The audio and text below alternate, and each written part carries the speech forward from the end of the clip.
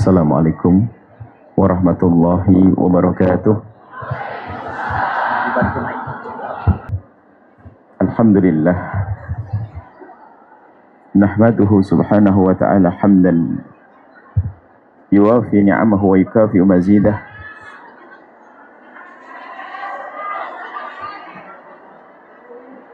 Ya Rabbana lakal hamdu kama yanbaghi li jalali wajhika wa 'azimi sultanik. Subhanaka la nuhsi thana'an 'alaika anta kama athnaita 'ala nafsik. Walakal hamdu walakal syukru 'ala dhalik. Allahumma salli wa sallim ala habibina sayyidina Muhammadin wa ala alihi wa ashabihi wa tabi'ina lahum bi ihsanin ila yaumiddin. Allahumma ya Rabbana a'inna ala ittiba'i sunnati habibika sayyidina Muhammad wa amitna ya Rabbana ala millatihi wa khsurna yawmal qiyamati ma'a zumratihi wa tahta liwa'ih. Tahhir ya Rabbana qulubana minan nifaq wal kibri wal hajdi wal ujbi wa hubbid dunya waj'alna ya Rabbana minal mutahabbina fik wa minal mutazawirina fik wa minal mutabadilina fik innaka anta ala kulli syai'in qadir. Amma ba'd. Yang sangat kami cintai, kami muliakan para perindu ridha Allah, para pecinta baginda Nabi Muhammad sallallahu alaihi wasallam. Bicara tentang Isra Mi'raj adalah bicara tentang hati, karena yang bisa faham Isra Mi'raj hanya orang yang punya iman. Dan yang bisa faham Isra Mi'raj, yang bisa menerapkan atau yang telah menjalankan Isra Mi'raj pun adalah seorang hamba yang biarpun hatinya sudah bersih, dibersihkan lagi. Baginda Nabi sebelum diperjalankan oleh Allah dari Masjidil Haram ke Masjidil Aqsa, diampirkan malaikat Jibril membawa baginda Nabi ke sumur Zam-Zam, dan disitulah hati beliau yang bersih dan dibersihkan. Begitulah riwayat, adapun caranya tidak perlu tahu kita. Yang jelas Nabi Muhammad hatinya sudah bersih, kemudian dibersihkan lagi. Maka di saat hati sudah bersih itu sebetulnya pendidikan untuk semua. Kalau kita ingin melambung dalam kemuliaan, dalam kejayaan dunia dan akhirat, maka kunci utama adalah dari dalam diri kita, yaitu dari hati. Sehingga kalau orang sudah bisa bersih hatinya, membiasakan dengan bersih hati, ada kekotoran tentu kita manusia dengan syahwat kita, ada benci, ada dengki, ada dendam, ada macam-macam kekotoran hati. Akan tapi karena manusia sadar, kita berusaha untuk membersihkan hati. Maka orang yang terus berusaha membersihkan hati, maka dia layak untuk melambung dalam kemuliaan. Dan baginda Nabi setelah dibersihkan oleh Allah hati beliau yang sudah bersih itu, maka baginda Nabi bisa melakukan perjalanan menuju kemuliaan, yang di dalam perjalanannya menuju kemuliaan, seperti kalau kita ingin mencari surga, ibadah itu berjalan menuju kemuliaan. Perjalanan Nabi di dalam meniti menuju kemuliaan baginda Nabi, karena hati sudah bersih, Allah tunjukkan tanda-tanda kebesaran Allah di dalam Al-Quran. Subhanalladzi asra bi'abdihi lailan minal masjidil haram ilal masjidil aqsa alladzi barakna haulahu. Di situ terakhirnya, ya, sebab segala maha suci Allah yang telah memperjalankan Nabi Muhammad dari Masjidil Haram ke Masjidil Aqsa di satu malam. Setelah dibersihkan hatinya, maka karena berangkat dari hati bersih, layak Nabi Muhammad untuk melihat linuriyahu min ayatina, untuk aku tampakkan tanda-tanda kebesaran Allah. Maka kalau dalam hidup kita biasa menata hati dan bersihkan hati, maka akan tampak tanda-tanda kebesaran Allah sebagai tanda-tanda kebesaran Allah yang akan membawa kita kepada Allah. Akan tetapi yang hatinya tidak bersih tidak bisa melihat tanda-tanda kebesaran Allah. Apapun yang dilihat, bencana, rizki dan sebagainya, tidak menjadikan dia baik. Yang mendapatkan bencana putus asa, sengsara dia. Yang mendapatkan rizki lupa pada Allah, sengsara dia. Karena apa? Semuanya tidak menjadikan dia kenal Allah karena hatinya belum dibersihkan. Maka kalau sudah membersihkan hati, lihat jadi orang kaya, bagaimana dia? Orang kaya raya, di dalam di rumah megah, mobil mewah, harta melimpah, akan tapi ternyata kebaikannya tidak bisa dikira-kira. Bicara tentang pendidikan pesantren, dia pernah membangun masjid, membangun yatim piatu, pernah membantu, lembut hati dengan sesama, baik pada orang, tidak sombong, karena dia adalah orang kaya yang telah bersih hatinya. Maka akan ditampakkan oleh Allah tanda-tanda kebesaran Allah. Kekayaannya tidak menjadikan dia lupa. Bahkan kalau punya jabatan tinggi menjadi seperti Umar bin Abdul Aziz. Sehingga ini perlu ilmu, membersihkan hati, ilmu sangat penting. Ini gambarannya seperti itu. Nanti bagaimana cara membersihkan hati itu? Ilmu seperti apa? Kemudian bagi orang ingin faham Isra Mi'raj sendiri pun bukan urusan akal-akalan. Tapi yang punya iman kepada Allah selesai. Yang mengandalkan akal pakai apa? Belum ada pesawat, bagaimana? Bagaimana? Tanda tanya. Tapi bagi orang yang punya iman, meyakini. Karena Nabi Muhammad bukan berjalan dengan dirinya sendiri, tapi diperjalankan oleh Allah. Dalam Al-Quran disebutkan, Subhanalladzi asra, maha suci zat yang telah memperjalankan. Asra, memperjalankan. Bukan sara, bukan Nabi berjalan sendiri, tapi diperjalankan oleh Allah. Semut Surabaya nggak percaya waktu ketemu dengan semut Jakarta. Bagaimana kamu bisa datang ke Surabaya, hei semut Jakarta? Jalan pelan-pelan gini. Rumahnya semut Jakarta yang di Surabaya itu ngomong, aku tadi numpang di sakunya Pak Haji Fulan. Kurang lebihnya seperti itu. Dibawa manusia saja bisa saja seperti itu. Yang lemah dibawa yang lebih kuat, maka bisa lebih kuat. Anak kecil, saya setelah datang ke Bandung dari anak kecil, jalannya aja tertatih-tatih. Saya melakukan perjalanan dari Cirebon ke Bandung. Orang bilang, apa-apaan kamu itu? Enggak, saya digendong abah saya. Yang lemah digendong yang lebih kuat. Itu pun menjadi ringan bagi kita untuk memahaminya, karena yang lemah dibawa yang lebih kuat. Bagaimana dengan yang lemah, seorang hamba yang bernama Muhammad bin Abdullah dibawa oleh Allah Al-Qawiyyu yang maha kuat, Al-Qadir yang maha kuasa Jalla Jalaluh. Maka itu pun urusan hati, urusan keimanan. Selagi punya iman kepada Allah dan Nabi Muhammad, selesai. Karena itu bab mukjizat, tidak perlu diilmiah-ilmiahkan lagi. Kalau diilmiah-ilmiahkan malah tidak menjadi ilmiah lagi. Kenapa itu namanya mukjizat? Diperjalankan oleh Allah. Ada orang mencoba mengilmiah-ilmiahkan tambah lucu. Ditafsiri kenapa harus di malam hari? Karena malam hari biar tidak kena radiasi dan sebagainya. Itu yang dilewati Nabi keluar dari batas semesta ini. Bukan sekedar kita melewati langit satu, bukan hanya sekedar kita melewati yang disaksikan ini, tapi lebih jauh dari itu. Baik. Dan tidak perlu ditafsiri Nabi Muhammad harus merubah bentuknya dari proses kimiawi dan sebagainya. Diilmiah-ilmiahkan. Tidak. Yang memperjalankan adalah Allah Jalla Jalaluh. Ini urusan keimanan. Urusan hati. Kemudian juga orang pertama kali yang bisa percaya adalah juga urusan hati. Karena sudah bisa menjaga hati.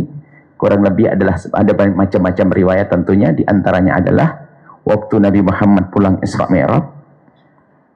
Ada orang yang sangat masyhur di kota Mekah dengan kehebatannya dia, dengan nama besarnya dia.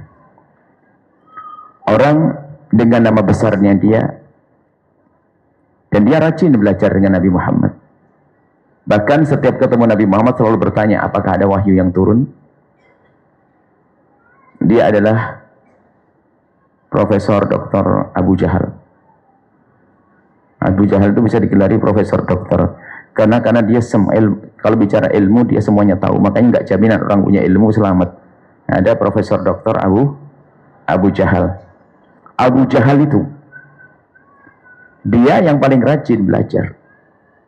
Kalau ketemu Nabi Muhammad selalu bertanya, hei Muhammad, kamu dapat wahyu apa? Cuman tujuannya bukan untuk cari ilmu. Lagi-lagi, kenapa Abu Jahal yang belajar dengan Nabi pun tidak mendapatkan kebaikan dari Nabi Muhammad? Karena urusan hatinya belum dibenahi. Di hatinya ada kebencian dan kedengkian dengan Nabi Muhammad. Abu Jahal punya dengki dan benci kepada Nabi Muhammad. Hatinya kotor. Bahkan siapapun yang katanya ahli ibadah, kalau hatinya tidak bersihkan, tidak akan selamat dia. Abu Jahal mendengar berita Nabi Muhammad pagi itu. Nabi Muhammad cerita, ditanya, Muhammad, kamu dapat wahyu apa? Bagi dan Nabi kalau ditanya tetap menjawab, biarpun tahu Abu Jahal setiap kali diberitahu itu selalu ngecek. Itu Abu Jahal. Setiap saat tanya, hey Muhammad dapat wahyu apa? Aku dapat wahyu begini, Abu Jahal. Setelah menjawab Nabi Muhammad, ditertawai, hey Muhammad, kau gila, kau ini. Selalu begitu. Coba kalau Ustadz hari ini ditanya oleh muridnya, kemudian muridnya setelah dikasih jawaban sama Ustadz, Ustadz ini bual, khayal. Besok kira-kira sang murid tanya lagi ke Ustadz, dijawab tidak? Tidak dijawab, Ustadznya sudah enak. Tapi Nabi Muhammad tidak pernah seperti itu. Ditanya Abu Jahal, setelah dijawab ternyata Abu Jahal ngecek. Itu setiap saat. Tapi Nabi tidak pernah berubah. Kenapa? Husnudhannya tinggi. Kenapa? Iya, kemarin Abu Jahal bertanya kemudian ngecek, tapi mungkin hari ini tidak. Dijawab. Hari ini mungkin serius. Dijawab. Termasuk di pagi hari itu, setelah baginda Nabi Isra Mi'raj, ditanya, Muhammad dapat wahyu apa? Ingat, berita biasa saja suka ngecek, apalagi berita dahsyat. Kalau kita kayaknya ditutupi aja, ngapain dikasih tahu, paling nggak percaya. Yang biasa saja nggak percaya. Cuman baginda Nabi punya sifat namanya tabligh. Dia akan menyembunyikan apapun yang Allah berikan kepada beliau. Maka menyampaikan, iya semalam aku diperjalankan oleh Allah dari Masjidil Haram ke Masjidil Aqsa dengan hadiah sholat itu. Abu Jahal itu karena memang sesungguhnya dia percaya Nabi Muhammad Nabi. Abu Jahal bukan tidak percaya Nabi Muhammad Nabi. Kalau kita membaca sejarah yang lain, Abu Jahal itu nanti sebelum kematian Abu Jahal itu dia ngerti sebenarnya dia tuh tidak mau berangkat ke perang Badar. Nggak mau berangkat ke perang Badar karena Nabi Muhammad waktu memboikot Nabi Muhammad di atas bukit kemudian berkata, suatu ketika akan ada perang yang akan mati fulan. Abu Jahal disebut, gemeteran dia. Apalagi perang yang disebut Nabi adalah perang Badar, itu akan dialami. Abu Jahal tidak mau berangkat. Karena apa? Nabi Muhammad tidak pernah bohong. Cuman Abu Jahal harus mati di perang Badar waktu itu. Sehingga mau berangkat itu ya ragu-ragu. Ya sehingga dia ajak sama temannya, kenapa? Kamu takut sama Muhammad? Siapa takut? Maju beneran dia. Berangkat akhirnya. Masa sama Muhammad saya takut? Nah itu dibombong lah hanya sama temannya. Kamu takut sama Muhammad? Siapa takut? Berangkat dia. Di perjalanan ditanya, hei Abu Jahal. Ada temannya Utbah atau siapa itu tanya, hei Muhammad, hei Abu Jahal. Ngomong-ngomong nih, ente percaya enggak kalau Muhammad itu Nabi? Abu Jahal itu ditanya ini kaget karena pertanyaan ini tidak pernah ada yang mengajukan. Siapapun tidak pernah ada yang bertanya kepada Abu Jahal pertanyaan ini. Ini mengagetkan karena pertanyaan itu ada di hatinya. Oleh kiri, oleh kanan. Kata temannya itu, tenang Abu Jahal, nggak ada orang. Itu jujur aja. Itu percaya Muhammad kalau Muhammad Nabi. Abu Jahal yang orang pinter, cara menjawabnya pun ya karena Muhammad. Sebetulnya Muhammad yang aku ketahui Muhammad dari kecil tidak pernah berbohong. Muhammad dari kecil tidak pernah berbohong. Sampai hari ini pun aku belum pernah menemukan Muhammad berbohong. Kata temannya itu, tutup poin itu kok bulat ini. Tutup poin itu percaya tidak Muhammad ini Nabi? Dia menjawab dengan mengatakan bahasanya, sesungguhnya aku percaya Muhammad itu Nabi. Kaget. Orang memusuhi Muhammad karena dia tidak percaya, tapi kenapa engkau percaya memusuhi? Permasalahannya ini kan, ini kebesaran kota Mekah. Kalau sampai aku ikut dukung Muhammad, wah ini nama besarku bisa runtuh nanti. Jadi rupanya adalah ada hasad di dalam hatinya.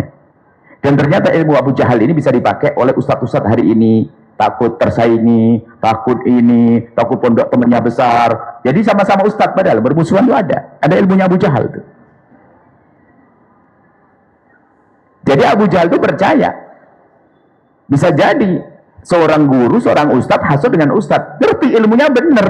Yang dilakukan benar. Orang dakwah ngajak orang benar. Tapi dia nggak suka pokoknya. Kenapa? Dia kayaknya lebih, berarti yang dicari dunia lebih masyhur dari saya. Dia kayaknya Enggak mau dukung dia. Nyebut namanya enggak mau, nyebut majelisnya enggak mau. Subhanallah. Itu adalah ilmunya Abu Jahal. Kata Abu Jahal itu, karena kebesaran di kota Mekah ada di tanganku, kalau nanti aku ikut mendukung Muhammad, habislah. Padahal kalau dia lebih cerdas lagi, bergabung dengan Nabi Muhammad sama-sama besar, kayak nanti Abu Bakar. Dan Abu Bakar itu juga, di saat diberitahu bahwasanya, itu loh kisah Abu Jahal itu sebetulnya percaya Nabi Muhammad. Maka waktu Nabi Muhammad bercerita bahwasanya telah diperjalankan oleh Allah dari Masjidil Haram ke Masjidil Aqsa, itu tambah kagum, bengong gini Abu Jahal. Hebat Muhammad. Percaya dia karena memang tidak bisa mengingkari Nabi Muhammad, karena Nabi Muhammad tidak pernah berbohong. Cuma setelah agak lama setannya berbisik, Abu Jahal, ente kenapa bengong? Itu kan omongan aneh. Itu bisa kamu viralkan menjadi bahan untuk menfitnah Muhammad biar ditinggalkan oleh kaumnya. Langsung, Muhammad, hari ini kau akan hancur. Selamat tinggal, pergi ya Abu Jahal. Wah, kamu suka tambah bualan. Bualan ente tambah parah, man. Tambah parah ente nih. Muhammad tambah parah ente nih. Wali. Ini asatirul awwalin, kau ya cerita suka membawa cerita-cerita, dongeng-dongeng, khurafat segala macam. Pergilah Abu Jahal. Lihat. Padahal dia dari asal percaya. Karena ada kesombongan di hatinya. Makanya kalau sudah kita sombong, kemudian di dalam diri tak ada kedengkian, kotor hati, lihat. Tidak bisa menerima kebenaran. Kalau kita tarik lagi, ini rumusnya dulu sebelum kita masuk. Ini bahayanya kekotoran hati. Kalau kita kembali tarik ke atas, wahai para ibu yang solehah dan para bapak yang soleh. Kisah Nabi Adam alaihissalam. Sebelum Nabi Adam, bah kita dihadirkan oleh Allah, diciptakan. Ada makhluk yang namanya iblis. Iblis itu hebat. Bukan dari golongan malaikat. Kalau golongan malaikat hebatnya sudah pasti, nggak perlu dilakukan lagi. Iblis itu hebatnya dengan perjuangan ibadahnya, sehingga kalau digambarkan begini, tidak ada sejengkal tanah kecuali pernah digunakan oleh iblis untuk sujud. Begitu dahsyatnya ibadahnya. Gambaran tentang perumpamaan ibadahnya iblis. Dan begitu hebatnya iblis di dalam beribadah, akhirnya Allah perkenankan untuk bergabung, berkumpul dengan rombongan makhluk istimewa malaikat. Dan di saat iblis dimasukkan ke rombongan malaikat, nggak keciri kalau dia iblis, karena ibadahnya nggak kalah dengan malaikat. Hebat. Bahkan bisa jadi, bahkan sebagian riwayat menyebutkan seperti pemimpinnya malaikat. Bahkan seperti yang paling cemerlang dari segala prestasinya dibanding malaikat. Bayangkan, iblis. Sebagai prestasinya tampak di surga luar biasa iblis. Ibadahnya. Lihat. Biarpun ibadahnya kayak apa, ternyata kalau hati tidak dibersihkan, keblinger nanti ibu. Makanya kita bicara bersih hati hari ini. Katanya hadir majelis setiap saat. Ahli zikir. Masya Allah. Akan tapi hatinya tidak dijaga, iblis. Suatu ketika setelah, ini ribuan tahun iblis itu beribadah kepada Allah sebelum diciptakan bah kita Nabi Adam. Kemudian Allah menciptakan Nabi Adam. Ini ja'ilun fil ardi khalifah, itu Allah menciptakan khalifah Allah di muka bumi pelestari semesta dari bentuk manusia, yaitu mbah kita Nabi Adam. Setelah Nabi Adam diciptakan oleh Allah, jadilah Nabi Adam, ditiupkan roh kepada Nabi Adam. Kemudian setelah itu, wa idh qulna lil malaikati isjudu li Adam fasajadu illa iblis. Karena diciptakan oleh Allah adalah pelestari semesta, makhluk yang menjadi khalifah Allah di muka bumi, maka perlu diterhib, perlu disambut.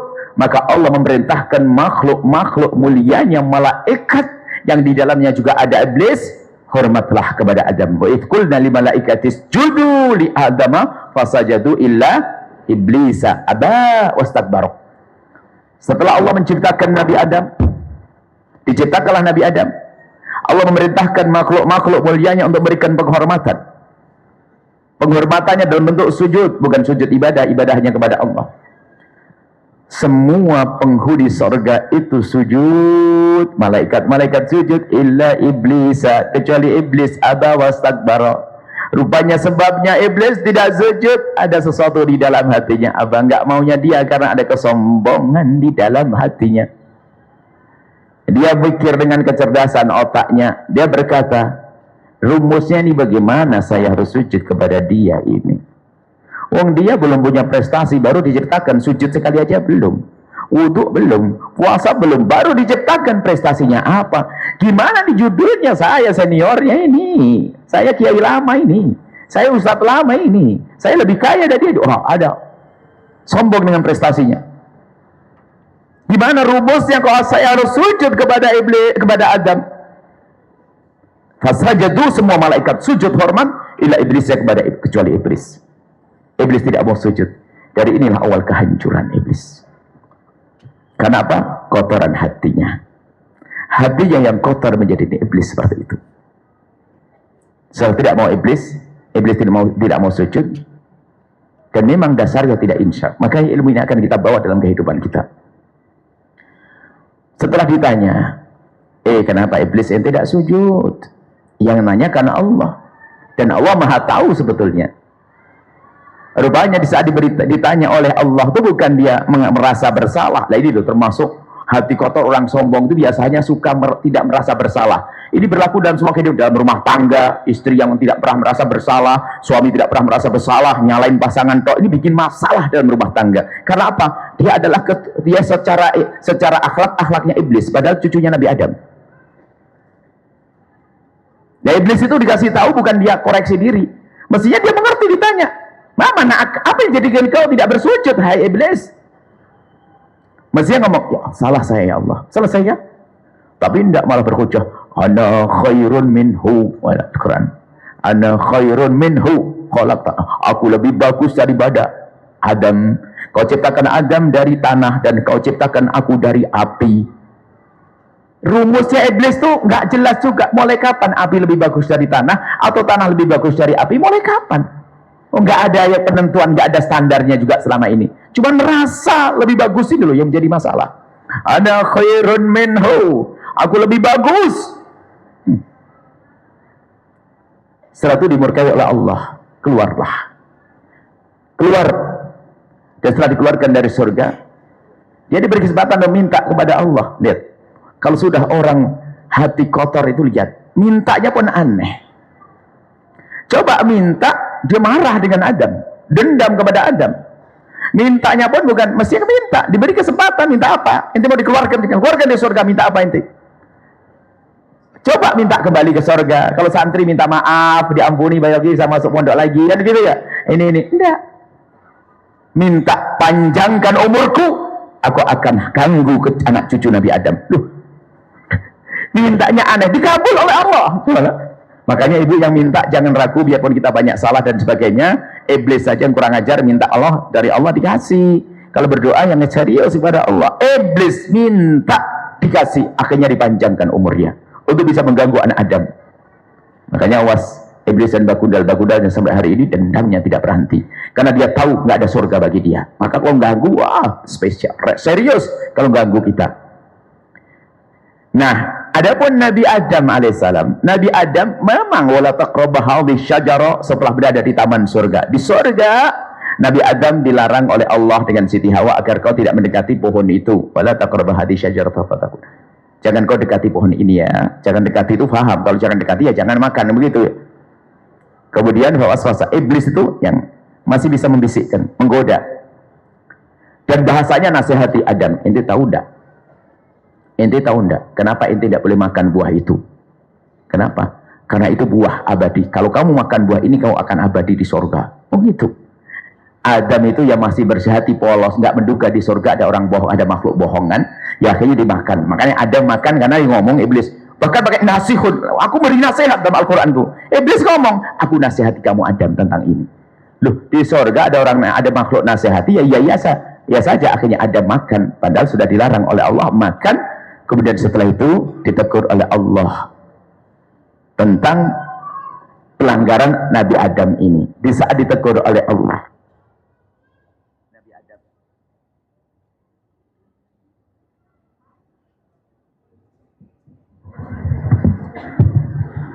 di saat ditegur oleh Allah, Nabi Adam alaihissalam, dan itulah Anda kalau merasa anak Adam, tiru caranya Nabi Adam.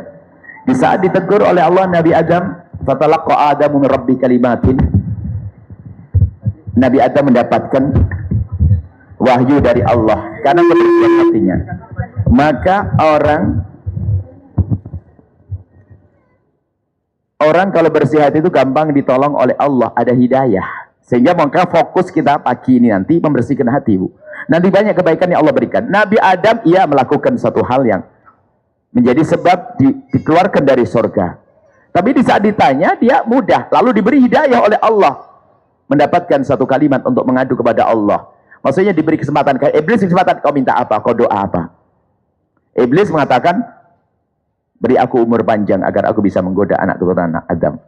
Nabi Adam di saat diberi kesempatan begitu langsung menyesal. Rabbana dhalamna anfusana wa illam taghfir lana wa tarhamna lanakunanna minal khasirin. Itu yang wajib Anda pahami, itu doanya Mbah Nabi Adam. Di saat ditegur oleh Allah, insaf. Maka ilmu insaf berlaku kepada Anda depan suami Anda, suami depan istri, depan anak. Kalau memang kita salah, kenapa sih? Kok pasti banyak alasan? Memang kita turunan iblis, wong kita turunan Nabi Adam kok. Kalau keturunan Nabi Adam, selesai di saat kita melakukan kesalahan, langsung, aku dolim, aku salah. Begitu indahnya Nabi Adam saat itu, Rabbana zalamna, ya Allah, kami dolim. Rabbana zalamna, kami telah dolim kepada diri kami sendiri dengan apa yang aku kerjakan. Aku dolim kepada istriku kalau hari ini. Kalau diingatkan, nggak usah. Memang istri saya dari kemarin cerewet, makanya aku kasar. Ini tidak insaf. Memang kalau istrimu cerewet, kamu kasarin langsung lembut hati. Ini kisah panjang nanti masalahnya. Suami marah-marah, istri marah-marah, tidak karu-karuan. Alasannya apa? Suami saya nggak peduli. Kalau suami nggak peduli, kamu marah bisa peduli. Bukan itu cara mengambil hati. Kalau cerdas, menyesali. Mungkin suami kurang peduli kepada aku karena aku memang belum memulai peduli kepada dia. Kayak Nabi Adam, dhalamna anfusana. Sebab kita cucu anak Adam, jangan gayanya iblis, ana khairun minhu, beralasan aku lebih bagus dari dia. Tinggal pilih, Anda ingin jadi cucu Nabi Adam atau cucunya iblis. Angkat tangan yang cucunya iblis. Kalau ditegur istrinya langsung banting pintu, itu adalah cucunya iblis. Ada cucu iblis pakai kerudung, kalau ditegur suaminya langsung cemberut. Ada begitu? Banyak. Innalillah. Wong suaminya negur ibu, kalau ditegur terima kasih wahai suamiku. Ini termasuk yang akan kita bangun bersih hati di rumah tangga. Ini harus kita bangun di rumah tangga bersih hati. Kalau diingatkan itu tanda bersih hati, yang diingatkan langsung terima. Nggak perlu yang ingatkan aku harus lebih alim dari aku. Mungkin murid kita, mungkin membantu kita di rumah kita. Biarpun yang ingatkan lebih tinggi dari kita, Allah Jalla Jalaluhu, mengingatkan iblis, nggak berguna bagi iblis. Sama. Kalau mengkotor hati, biarpun diingatkan oleh siapapun, dia tetap beralasan. Nabi Adam alaihissalam, Rabbana zalamna anfusana wa illam taghfir lana wa tarhamna lanakunanna minal khasirin. Nah, kemudian kisah Abu Jahal tadi, Abu Jahal. Jadi rentetan ilmu Abu Jahal, kalau kita tarik ke atas, ke Fir'aun, sampai ke Iblis. Itu sanad ilmunya Abu Jahal. Sombong, benci, kotor hati. Kotor hati. Sampai hari ini bisa saja kita ngambil ilmu ini, hati-hati. Makanya ilmu membersihkan hati, ilmu sangat penting. Nah, di dalam kisah Isra Mi'raj itu, di dalam cerita Isra Mi'raj itu memang ada pemeran utama. Pertama ada baginda Nabi, kemudian setelah itu ada Abu Jahal, kemudian yang ketiga adalah Abu Bakar As-Siddiq. Abu Bakar As-Siddiq radhiyallahu ta'ala anhu, Abu Bakar itu mendengar berita. Jadi waktu Abu Jahal dengar berita bahwasanya Nabi Muhammad melakukan perjalanan dari Masjidil Haram ke Masjidil Aqsa, dari Masjidil Haram ke Masjidil Aqsa, ini kata Abu Jahal, wah ini kalau aku sebarkan ke orang, lalu orang pada tidak percaya, ini Muhammad akan hancur. Cuman dia punya strategi apa namanya, memasarkan berita itu ngerti dia, mengekspos berita itu ngerti. Nggak mungkin kalau berita akan dianggap orang kalau medianya kecil, orang kecil. Dia cari media yang paling bagus. TV apa yang paling bisa dipercaya? Media apa yang paling bisa dipercaya? Dicari orang-orang, ketemu, ini manusia ini. Kalau seandainya orang ini ikut omonganku, bubar Muhammad. Dibidik. Orang yang paling dipercaya di kota Mekah waktu itu setelah Nabi Muhammad adalah Abu Bakar. Didatangi Abu Bakar. Diprovokasi. Abu Bakar. Anu ngomong nih. Abu Bakar kayak kekasihnya kayak Nabi Muhammad. Kalau ada orang datang bertanya itu seneng. Barangkali mau masuk Islam. Ada apa Abu Jahal? Ana mau tanya sama ente. Oh ya apa? Mau tanya lagi, mau tanya rukun iman barangkali. Tanya apa? Gimana menurut ente ya Abu Bakar kalau ada orang berkata telah melakukan perjalanan dari Masjidil Haram ke Masjidil Aqsa dalam waktu semalam? Apa? Semalam? Semalam. Kata Abu Bakar, ya nggak ada dong. Sebab dari Mekah ke Masjidil Aqsa itu naik onta kenceng adalah 435 hari, nyantai 40 hari. Ya nggak ada, kata Abu Bakar. Kata Abu Jahal, ada. Kalau orang ngomong gitu, ente percaya enggak? Nggak ada. Ada. Maksa Abu Jahal. Kata Abu Bakar, memangnya siapa sih yang ngomong begitu? Wah, berdebar-debar Abu Jahal nih, banyak ini ada orang satu madhab dengan saya ini.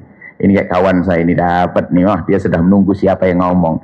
Nggak bakal percaya. Dari bahasanya Abu Bakar ngomong nggak ada, berarti nggak percaya kalau ada orang ngomong bisa melakukan perjalanan dari Masjidil Haram ke Masjidil Aqsa. Wah, lagi mendekat dengan cara komunikasinya Abu Jahal ini kayak terlatih betul. Yang ngomong itu, wah, dengan yang ngomong itu adalah orang yang kau sanjung Muhammad bin Abdullah. Abu Bakar mendengar begini langsung senyum. Oh, kalau yang ngomong dia ngomong apa saja aku percaya. Dia orang hebat, orang benar, gak pernah bohong. Kalau ngomong dia, aku percaya. Padahal Abu Bakar belum percaya. Kenapa? Oh, yang ngomong siapa? Abu Jahal. Lihat, ini makna apa? Jangan mudah diadu domba. Ini ilmu hati lagi. Kalau ada orang bercerita kepada Anda tentang kejelekan seseorang, bilang, nggak mungkin itu sahabat karibku, tahu nggak kau? Biarpun kita penasaran, kita klarifikasi nanti. Kita gampang diadu domba, persahabatan gampang retak. Gara-gara ada teman baru bising, tahu nggak? Ya Allah, temanmu yang itu loh, masya Allah, yang bener. Ayo minum teh di sini. Setannya dikasih teh. Ini orang bodoh banget. Kadang suami istri ada telepon, bu, suamimu di mana? Aduh, keluar barusan. Pakai baju merah kok? Iya betul. Hati-hati bu, sekarang ada di warung. Yang benar. Terus mana foto. Kesini. Diundang iblis ya untuk gunjing suaminya. Padahal baju merah kan banyak, ya enggak? Masalah mirip kan banyak, apalagi di motor ngebut begitu pakai helm, siapa yang tahu? Cuman bodohnya orang itu kalau ada orang ingin membicarakan kejelekan orang, langsung semangat. Terus benar. Hari ini kita punya kerusakan ini. Makanya susah paham Isra Mi'raj kita. Paham sesuatu yang mulia nggak bisa. Karena hati kita kotor, senang kalau ada orang jelek, senang dengar berita kejelekan orang. Anda harus masuk wilayah tidak mendengar berita kejelekan tentang kaum muslimin, bentar dulu. Mungkin ada sebabnya, tidak murni dari dia. Apalagi kadang suami, kadang saudara, ustadz dengan ustadz, na'udzubillah, ada ustadz yang bertepuk tangan atas celah keplesetnya ustadz. Ustadz kan manusia. Kadang-kadang ustadz melakukan satu kesalahan, ada ustadz senangnya, betul kan? Sudah aku duga dari dulu. Masya Allah, pakai kasyaf-kasyafan keramat-keramat itu. Kok seneng dengar ustadz lain kepleset? Mestinya nangis dia. Kenapa? Yang kepleset bukan orang biasa, dia ustadz. Karena dia merasa dia saingannya. Hasud, laki-laki kotor hati. Abu Bakar, lihat, mau diadu dengan Nabi Muhammad. Dia ngerti ini Abu Jahal ini niat bener. Belum percaya apakah benar Nabi Muhammad ngomong itu, belum tentu. Bisa saja itu fitnah, sudah fitnah, dipercaya lagi kan repot. Omongannya dia, maksudnya mengikuti Abu Jahal, dia langsung dipangkas. Dijaga saudara. Makanya begini ibu, kalau ada orang mencerita tentang suami Anda, bu, tahu tuh suamimu, kenapa? Aku melihat suami di warung. Bu, jangan macam-macam, suamiku enggak, matamu yang terakum pakai kacamata sana, jangan malah yang benar. Terus pantesan rumah tangganya udah berantakan. Ngomong suaminya kelaparan, dia sendiri lupa nggak buatin sarapan. Masa warung kali dekat warungnya dia, lah kok dibikin fitnah? Ini kan ada orang macam-macam. Sama seorang suami gampang curiga kepada istrinya, naudzubillah, dan seterusnya. Mudah diadu domba. Kehancuran hari ini mudah diadu domba. Sekarang kelas ustadz diadu domba. Hari ini ustadz dengan ustadz permusuhan. Cuma permusuhannya dibuat oleh iblis. Bukan diskusi ilmiah antara Imam Syafi'i dengan Imam Malik. Imam Syafi'i dengan murid Imam Ahmad, bukan dialog yang indah. Tapi kadang di media lihat ustadz antem-anteman, berantem ustadz begitu. Wah, caci maki olok-olokan. Jamaahnya nonton, wah ini guruku suka berantem. Akhirnya di rumah muridnya suka berantem sama istrinya, suka berantem sama keluarganya. Apa itu semuanya? Ilmunya bukan ilmunya Nabi Adam alaihissalam, tapi ilmunya iblis Ilmunya Abu Jahal bukan ilmunya Abu Bakar. Ilmu Abu Bakar tertata, tidak. Kalau itu aku percaya. Kalau Muhammad ngomong apa saja percaya. Karena Abu Jahal setelah dengar Abu Bakar nggak bisa dipengaruhi, lemes dia. Waduh, gurunya gila, muridnya gila juga. Lawyer dia pergi, tidak sukses dia. Tapi Abu Bakar tidak mau berlarut-larut, ada yang mengganjal di pikirannya. Itulah cara hidup yang benar. Klarifikasi. Tanya, ya Rasulullah, ya Rasulullah, apakah benar kau melakukan perjalanan dari Masjidil Haram ke Masjidil Aqsa? Gini, wahai Abu Bakar, bukan hanya sampai Masjidil Aqsa. Adapun berita ke Abu Jahal hanya sampai Masjidil Aqsa diceritakan. Adapun aku telah diperjalankan Allah dari Masjidil Haram Masjidil Aqsa hingga ke atas langit ke-7. Apa kata Abu Bakar? Ya Rasulullah, aku dengar dari lesanmu, aku akan percaya. Bahkan jika engkau bercerita lebih dari itu pun, aku akan percaya. Lalu Nabi mengatakan, engkau adalah As-Siddiq, orang yang sangat percayaku. Jadi gelar Abu Bakar As-Siddiq itu didapat dalam kisah Isra Mi'raj. Nah, kita perhatikan, lihat, mau Isra Mi'raj dibersihkan hati Nabi. Kemudian ya, ternyata kalau kita ingin paham Isra Mi'raj, urusan hati. Dan yang bisa menerima berita Isra Mi'raj adalah juga urusan hati. Maka sebetulnya kalau bicara Isra Mi'raj untuk melambung dalam kemuliaan. Kalau Nabi Muhammad melambung dalam kemuliaan, dengan jasadnya melambung juga. Maka kuncinya adalah hati. Maka hari ini kita perlu tata hati kita. Bagaimana kita menjadi orang yang bersih hati. Jangan biasa dengan dendam. Jangan biasa dengan dengki. Kita miara dengki, dendam, bagaimana bisa melambung? Ustadz dengki tidak akan beruntung. Ustadz ngedengki. Kami mulai dari kelas Ustadz ya. Imam Ghazali mengisyaratkan, la hasadaka hasadil ulama'i. Nggak ada hasud lebih serem dari hasudnya Ustadz. Biarpun benar omongannya, pura-pura nggak dengar. Padahal sabda Nabi, firman Allah, petua ulama, fatwa yang benar. Kekotoran hati. Bagaimana di kelas kita? Kerusakan karena kekotoran hati terjadi sangat luas. Di dalam rumah, adiknya dia, dulu masa kecilnya, dia biasa bermain-main di bawah rintik hujan, main petak umpet, bak sodor, marah sama adiknya, sama awalnya sebentar, habis marah ketawa-ketawa. Hari ini sudah doktor, ada insinyur dan sebagainya, marahnya lama gara-gara rebutan sepetak tanah. Tidak ada. Ini ada model ini. Kenapa? Kekotoran hatinya. Adiknya, dia berdengki dengan adiknya. Benci kepada adiknya, na'udzubillah. Dia tidak cinta kepadanya. Kalau cinta kepada adiknya, mustahil dia mengambil secengkal tanah milik adiknya. Yang ada adalah, milikku buatmu adikku. Milikku buatmu abangku jika engkau perlukan. Lihat banyak manusia-manusia yang hatinya kotor, berebut waris. Bisa jadi kita membahas hari ini tentang ini saja, tentang silaturahmi. Tapi kalau kau kembalikan dalam urusan keluarga juga, rumah tangga yang indah. Sumbernya dari mana ini ya? Sumbernya dari kotoran hati kita. Lalu kita lacak dalam hidup itu, semua kehidupan itu ada sumbernya. Anda, kalau kita kembalikan Anda dari mana? Anda dari mana? Sumbernya adalah saya dari ayah saya. Maka sebetulnya kalau ingin membersihkan hati, dimulai dari bersihnya hati orang tua. Untuk membentuk keluarga yang baik. Dari sinilah kalau Anda ingin Isra Mi'raj, mulai dari keluarga Anda. Jadi semua itu dari sini tumbuhnya. Pendidikan yang diberikan di luar itu adalah setelah pendidikan keluarga. Maka hari ini adalah tahun rumah tangga yang indah hari ini. Kami bulan ini, tahun ini kami hanya sering membahas apapun pembahasan akan kami bawa ke sini. Sebab dari sinilah sebab kerusakan yang banyak. Rumah tangga yang tidak indah. Pastikan rumah tangga Anda indah. Jadi ayo kita pulang dari tempat ini. Waktu sudah tinggal mepet, tapi cepat-cepat pulang, maksudnya cepat-cepat indah di rumah gitu. Jadi pastikan rumah tangga Anda indah, wahai para perindu ridha Allah. Ini pertama. Kalau mau Isra Mi'raj kita bicara di sini. Dari dirimu sendiri memulai untuk mewujudkan satu milieu kecil dulu. Jangan Anda bicara jadi juru damai di negeri dulu. Saya ingin jadi juru damai di dunia ini. Ntar dulu, mulai dari damai di dalam rumahmu dulu. Kenapa kok rumah, kita bidik rumah? Rumah akan tumbuh anak. Anak itu nanti akan di masyarakat.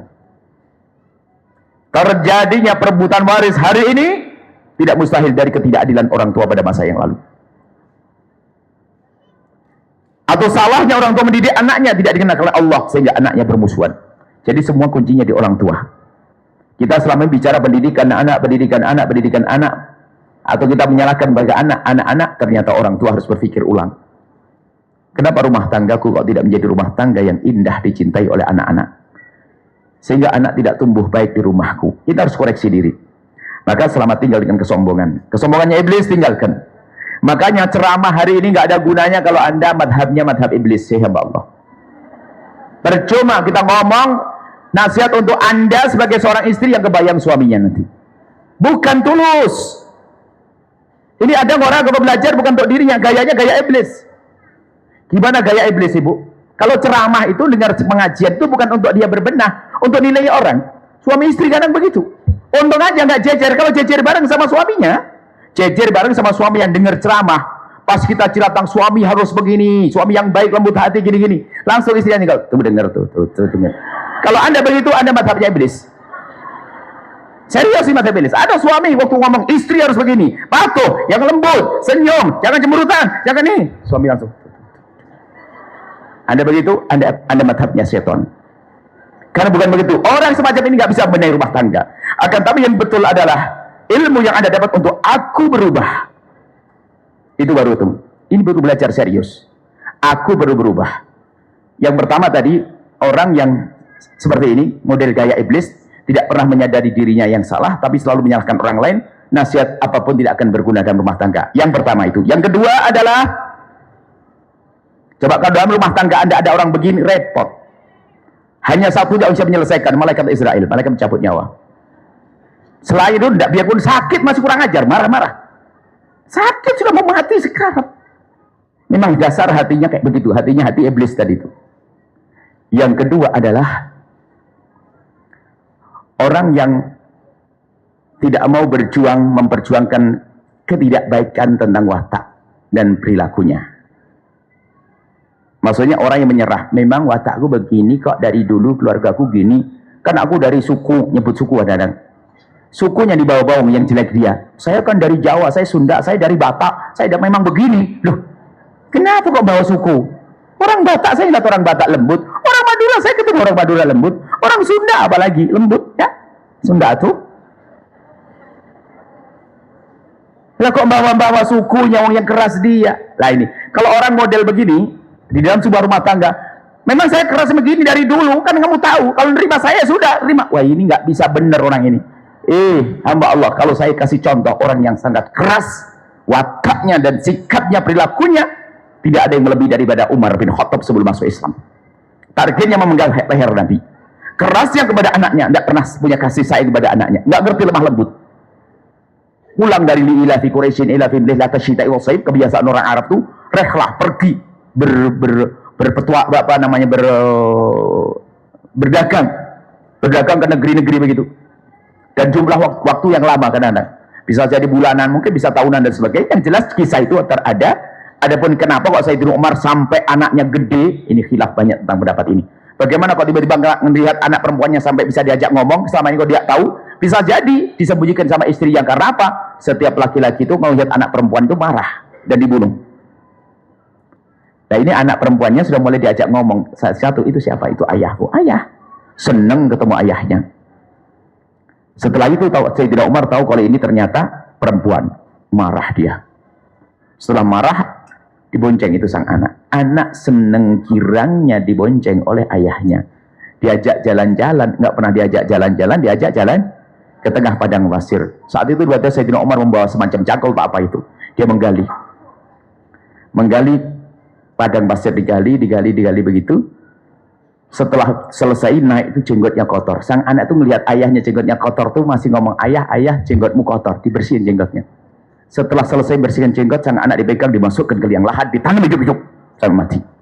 Coba, apakah ada orang lebih keras dari hari ini? Hei Anda sebagai laki-laki yang keras hati, apakah Anda lebih keras dari ini? Tentu tidak. Anda perempuan lebih keras dari Umar? Tidak. Tapi Sayyidina Umar mendapatkan hidayah menjadi orang yang sangat lembut dengan keluarganya. Kenapa kok Anda menyerah dengan watak? Anda membawa suku lagi.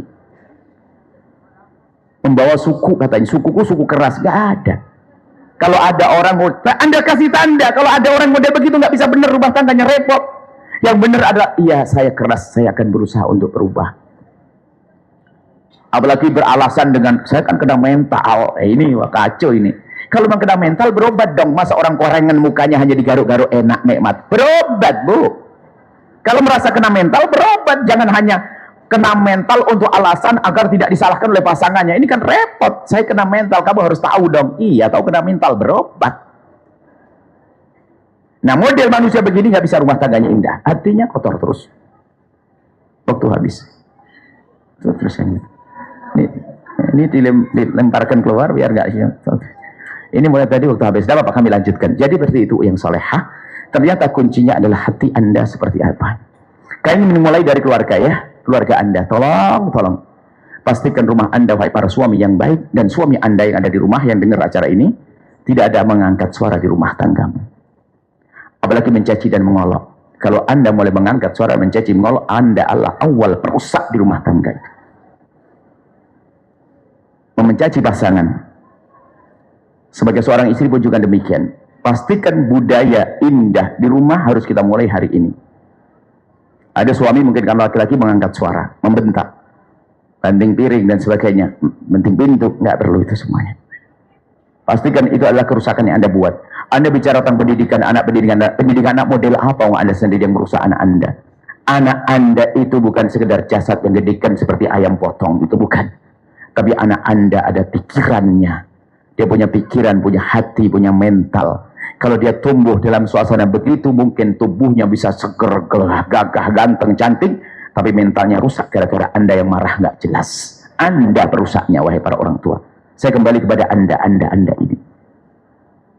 Masa setelah seminggu sekali nggak ibunya cemberut 2 hari, nggak tahu permasalahannya apa. Anda pernah gitu? Kok cemberutan? Apa sih? Memang cemberut itu melembutkan hati suami. Tanyakan pada suami sepakat, Pak, kalau istri cemberut enak nggak? Nggak enak. Cuman kenapa banyak perempuan hobi cemberut? Subhanallah. Dikit-dikit cemberut, ngoyo, aji. Allah. Memang manusia cerdas macam-macam. Ada perempuan gak punya kecerdasan dalam wujudkan keindahan. Pengennya merayu, pengennya manja, tapi caranya salah. Ada perempuan itu, kalau suaminya pulang langsung, pura-pura sakit. Ada model begitu. Tadi ngelihat suaminya itu sebenarnya mau pulang dulu, kemudian masuk tuh ngintip dulu di mana kuncinya. Kelihatan istrinya itu lagi nyantai. Akhirnya ngetok pintu yang langsung. Masa pembohong begini bisa menjadi rumah tangga indah? Ayo Anda yang merasa begitu, lihat. Anda tidak baik seperti itu. Dan ini banyak, pura-pura sakit. Kalau suaminya pergi sehat lagi, action. Bodoh, dan itu kan berkembang. Sampai hari ini kita menemukan, mohon maaf, di saat menjadi seorang ibu terhadap anaknya. Sampai untung anaknya baik. Oh ya Allah. Ibu saya, dokter sudah kewalahan, karena nggak sakit sebetulnya. Jadi langsung pengen opnam. Cuman akhirnya anaknya kebetulan cukup, sudahlah saya niati saja Bu ya. Seperti nginep di hotel saja dah. Paling 3 hari rumah sakit keluar. Senang, jadi pengen ngalem sama anaknya dengan cara pura-pura sakit. Tidak sakit. Mau diobati apa kata dokternya? Jadi saya ngomong, dokter sudahlah biar opnam gitu sajalah. 3 hari pulang. Itu adalah dari hidupnya. Mana hidup enak? Semuanya adalah tidak senang dengan dia pada akhirnya. Sang anak mungkin karena anaknya baik, kalau anaknya jelek, langsung marah dengan ibunya. Dengan pasangan tidak seperti itu, wahai ibu yang soleha. Nggak boleh pura-pura sakit, dikit-dikit cemberut dan sebagainya. Kadang merayunya merayu yang salah. Mohon maaf, suami kerja seminggu sekali pulang dan sebagainya. Atau suami sering pergi, langsung gayanya ada perempuan. Ini mandi perempuan, nanti biliran bapak-bapak tenang aja Bu. Aduh, Anda saya di satu-satu nanti semuanya dapat. Ada ibu-ibu kalau suaminya mau pergi langsung pergi lagi. Yang ketawanya keras, jangan-jangan dia orang. Beli lagi. Ditinggal terus. Apa tak dengar kata Buya kebersamaan, dengar Buya ceramah. Buya di bawah-bawah. Bukan begitu ibu yang solehah. Beliau akan bekerja biar langkahnya tenang. Sampaikan sayang, semangat. Karena Allah. Nanti pulang jangan khawatir. Pijit plus. Gitu dong semangat. Waktu baca semangat, ada orang merayu aneh, merajuknya cara yang salah. Ini padahal juga begitu amat, di rumah pun ditelantarkan suaminya, dia main handphone terus. Ini gayanya tok, pergi lagi. Subhanallah ada. Ada suami yang modelnya, Masya Allah, di luar sama, dia seorang direktur aja, direktur jangan ada yang tersinggung, seorang direktur sebuah perusahaan keren, beken, wah Masya Allah, dengan bawahannya nebar senyum, Masya Allah, senang baik, disenangi, sampai di rumah keluar tariknya. Kesibukan di pasar, kesibukan di kantor, jangan dibawa pulang, wahai para bapak. Jadikan rumah anda rumah indah. Ada sebagian sampai di rumah, wah rumah ini pengen cari perhatian aja, tapi caranya salah.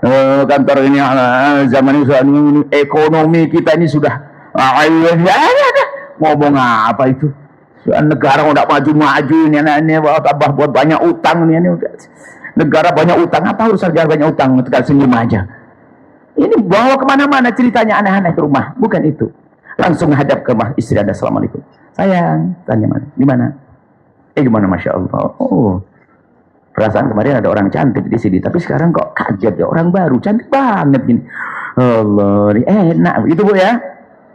Tapi jangan anda menanti seperti itu, maksudnya ini pendidikan dari kaum laki-laki. Nanti giliran suaminya ngomong gitu, kalau Buya nggak kayak saya, nuntut lagi, nggak bener itu. Maksud kami adalah di saat anda berada di rumah ketemu dengan pasangan yang maksimal, termasuk mohon maaf, perusahaan halus adalah handphone, jujur.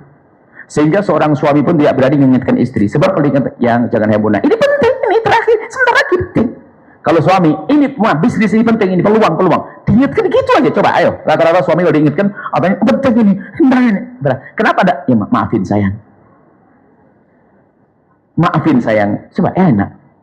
Rumah tangga kok handphonean terus, kayaknya kumpul, istrinya ada pesana. Kita pernah di bandara itu 2 jam telat, sudah di delay 2 jam, berarti 4 jam kan? 2 jam, di delay 2 jam lagi 4 jam. Suami istri nggak pernah ada sepatah kata, satunya sambil kakinya begini ke sini, satunya istrinya ke sana. Ajib, handphonean, Masya Allah. Itu kalau di rumah model apa? Rumah tangga kayak apa? Biasakan rumah tangga anda indah, penuh kebahagiaan. Tadi hindari caci maki, hindari oloan, kalimat kotor. Kalau ingin merayu yang dahsyat, bukan merayunya orang abal-abal, orang bodoh, pura-pura sakit segala macam. Kalau seandainya anda sakit sebagai suami, seperti Nabi pernah punya luka, pulang ke rumah dengan gagahnya turun dari kuda. Lalu Siti Aisyah bisa memeluk merangkul Nabi, basah darah. Dengan darah, Siti Aisyah bertanya, ya Rasulullah, ada yang terluka? Iya. Nggak sakit ya Rasulullah? Nabi bilang, oh enggak. Mungkin kalau bahasa orang Sunda, tadi mas sakit atuh, tapi sekarang lihat neng mah hilang, gitu loh, gitu ya, logatnya gitu ya, sudah Sunda saya, sudah logat Sunda sedikit, gitu loh, kurang lebihnya begitu maksudnya. Iya sayang tadi capek, tapi ngeliat kamu kok hilang semuanya capek gue di kantor, Masya Allah.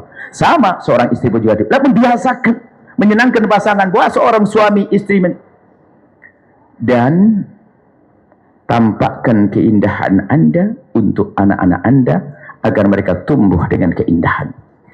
Kemesraan yang sengaja anda buat untuk dicontoh oleh anak anda. Mesra yang spesial, ya saat sembunyi di kamar anda. Tapi mesra yang sifatnya bisa diketahui, anda manja kepada suami dan seterusnya. Apa yang terjadi pada anak anda waktu buka pintu mau ke ruang makan, meja makan, ternyata melihat ayah ibunya cubit-cubitan sambil suap-suapan. Ibuku sama ayahku. Dia masuk dengan senyum, kebayang ibunya indah, ayahnya indah. Berbeda yang lihat ayahnya lagi berantem, ya berantem lagi, titik, selesai belum selesai, panjang 4 jam, itu naudzubillah, mana ada penghormatan. Kita gambarkan cara indah di rumah itu harus dicontohkan ke anak. Misalnya anak anda anak pulang sekolah, gambarannya ada ayah ada ibu, sang anak sudah diajarkan kalau pulang sekolah harus salim. Dia salim kepada ayahnya. Waktu salim kepada ayahnya, tangannya diingkat, ditolak. Stop. Kenapa Abi? Ingat kata Nabi Muhammad, ibumu dulu, ibumu sana, hai sayang ya, diantarkan ke umiknya. Mau salim ke ibunya, di saat mendekat ibunya, tangan ibunya diangkat. Umik kenapa? Kata abinya ibu dulu.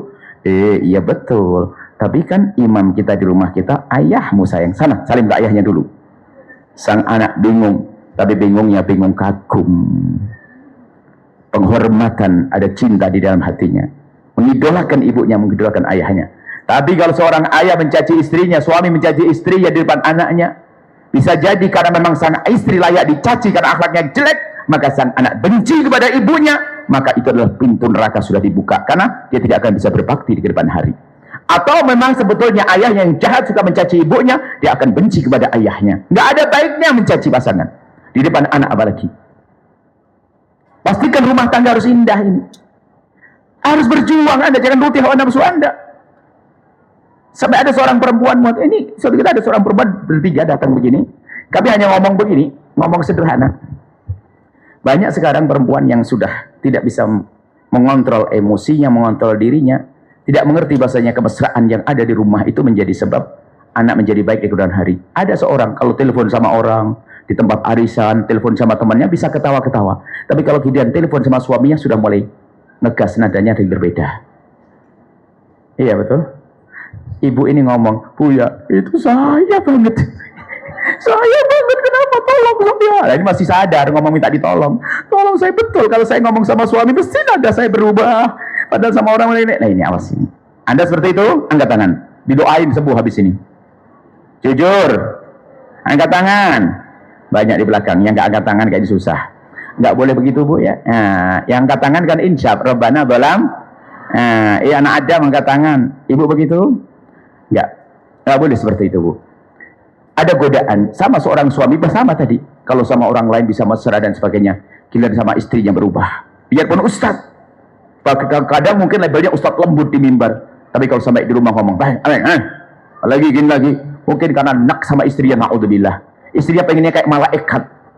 Sehingga salah sedikit langsung, kamu ini istrinya ustadz, gak tahu diri. Istrinya ustadz, dibawalah ustadznya. Apa itu? Tolong ya. Rumah tangga yang indah, jangan ada caci, jangan oloan. Itulah kalau kita ingin dapatkan syafaat Nabi. Karena Nabi itu menyebutkan begini, khairukum khairukum li ahlihi wa ana khairukum li ahli.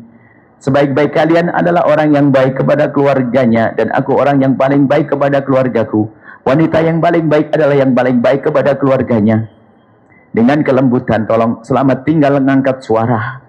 Selamat tinggal mencaci dan mengolok pasangan. Kalau Anda tidak mau meninggalkan kejelekan ini, percuma. Anda ngaji kayak apapun tetap kotor rumah Anda. Justru Anda belajar ke tempat mulia ini untuk pulang agar indah. Bukan malah menjadi marah-marah sama suaminya. Bukan. Merasa suaminya jarang ngaji. Abang sih jarang ngaji. Waduh, ini yang suka pengajian. Makanya ngaji. Salam. Sama seorang suami tolong. Apa sih ya? Sampai ada suatu ketika pada zaman Nabi seorang suami mukul istrinya. Nabi menganggap dia kayak orang gila. Bagaimana istrinya? Siang hari ditempeleng, malam digauli. Goblok lah ya. Bodohnya laki-laki itu. Gak punya kelebihan menundukkan istri pakai kekerasan. Mana kelaki-lakianmu? Mana seorang pria yang berwibawa? Nundukkan pasangan saja pakai marah-marah, pakai caci maki, pakai ancaman. Mana daya rayumu? Mana seorang laki-laki? Nabi Muhammad itu lihat. Nabi Muhammad, contohmu. Kalau di Medan laga begitu gagahnya beliau. Seperti tidak pernah kenal kemesraan. Tapi kalau di rumah begitu mesranya Nabi Muhammad seperti tidak pernah kenal peperangan. Oh, di rumah. Ustaz itu hanya di mimbar saja. Sampai di rumah sudah nggak ada. Assalamualaikum wahai istriku, mohon maaf. Abah membaca Quran 3 juz lagi tolong. Ya, siapin air minum. Bismillahirrahmanirrahim. Ada. Bahkan kalau dekat dengan pasangan kurangi ibadah ibu. Dengar sholawatnya, doain. Tasbihnya taruh dulu nih. Apalagi handphone. Kalau tasbih aja ditinggal dulu kok dekat sama maksimal. Apa abang? Abang assalamualaikum. Abang assalamualaikum. Apa itu? Memang ajarkan Nabi maksimal dong berhadapan dengan pasangan dong. Ibadah, iya ibadah banyak caranya. Menyenangkan pasangan juga ibadah kok. Anda duduk dengan pasangan mesra ibadah. Jadi membangun keindahan di rumah tangga itu penting sekali. Tolong bangun, yang harus serius ini. Baru setelah itu baru melangkah pada pendidikan anak. Kalau sudah bapak ibunya akrab kompak, anak nggak berani melanggar bu. Terlambat sekolah kebingungan. Ibu abahku sudah ada di rumah. Sudah pasti senyum menyambutku dan aku malu terlambat 5 menit. Tapi bapak ibunya berantem. Ntar dulu aja deh, biar selesai dramanya di rumah. Pulang malam nggak apa-apa dah daripada ngeliat orang berantem. Sebetulnya orang tua ini penting, makanya Anda ini bagaimana mencetak anak-anak Anda. Kuncinya insya Allah, nggak usah Anda mikir. Kalau tidak senang sama ceramah ini, kayaknya rumah tangga Anda berantakan. Sudah, kayak gitu aja tuh. Biar dengar beneran ini. Karena kami rindu Anda bahagia. Kami rindu Anda indah. Sampai dalam urusan percekcokan rumah tangga pasti cekcok untuk saudara pasanganmu manusia biasa bukan malaikat. Ada cekcok, Al-Quran ada, pendidikan cekcok itu ada. Aiduhunna, nasihati, kan dinasihati dulu. Bahkan nanti ada penengah dan sebagainya. Kemudian sampai derajat tertinggi nasihati nggak mempan, ini nggak mempan, wahjuruhunna. Wahjuruhunna agak ngediamin. Jadi ngediamin bukan jadi hobi Anda, Bu, dikit-dikit diam cemberut sama suami. Bukan itu tuh hobi. Ngediamin kok hobi, ini bagaimana? Suami itu paling sesak, Bu, kalau sudah istri itu diam tuh. Cemberut dan diam dah jangan. Dia nasihati, ya. Ini denger atau enggak? Diam, dok, Masya Allah. Akhirnya bisa, biarpun diam itu lebih daripada silet itu. Silet tahu? Pisau. Maka akhirnya suami daripada didiamin, mending terserah deh, mau ngapain aja deh, daripada diamin enak. Di saat ternyata diam di dalam Islam tuh ngediamin tuh ada untuk pendidikan pasangan. Tapi cara ngediaminya pun dalam Al-Quran adalah, lihat kalau Anda tahu, makanya kita ingin belajar mesra melalui pendidikan Nabi Muhammad, bukan melalui sinetron dan sebagainya. Fil madaji, dilanjang saja. Artinya gini Ibu, mungkin Anda punya permasalahan, salah paham atau apa dengan suami, jangan ribut di depan anak. Tapi kalau harus menasihati di tempat yang khusus, kemudian kalau ngediamin di kamar. Jadi gambarnya di kamar. Kalau keluar rumah, keluar kamar, seorang istri lagi nyajikan minuman, ya biasa. Abah minum, Mbak, ayah minum, mana minum. Wah, biasa, kayak tidak ada apa-apa. Baru nanti masuk kamar, cek, langsung diem. Jadi kalau tidur, ranjangnya begini. Sebelahnya suaminya ngadep ke arah selatan, suaminya ngadep ke arah utara. Diem-diem begitu. Dan itu pendidikan fil madaji dalam Al-Quran. Diranjang. Sekarang ngedieminnya semua anak sampai tahu. Tuh, mama pasti ribut sama ayah tuh. Sudah 3 hari tuh. Lihat. Kok bisa sampai orang tuanya tahu? Tapi yang benar fil madaji. Cuman kalau kita cermati, kalau Anda cara marahnya sesuai pendidikan Al-Quran, saya ingin tahu kira-kira bertahan berapa lama kayak gini. Yang satu diem sini, diem ini. Itu baru setengah jam kan bisa gini. Dia bilang lempar bantal, aku jawab abang sih, mulai dah. Subhanallah. Sampai urusan ribut pun ada aturannya. Ributnya depan anak, tambah jadi anaknya jadi klubnya. Ya kan, anaknya 6, 3 bapak, 3 ke ibu. Kadang ramenya di depan anak-anaknya, semua saling membela. Na'udzubillah, anak ini diajak berantem. Mana ada orang tua cerdas kayak seperti ini? Hari ini harus cerdas. Anda harus bahagia, tolong. Jangan ada kata kasar. Merusak. Paksakan, mungkin Anda belum bisa. Karena suamiku berlebihan, iya. Tapi Anda memulai. Istriku kurang ajar, sangat kurang ajar. Oke, Anda harus memulai. Kita ingin buat rumah tangga yang indah. Jangan mencaci, jangan mengolok. Biasakan kalimat yang indah. Kemesraan dibangun di rumah.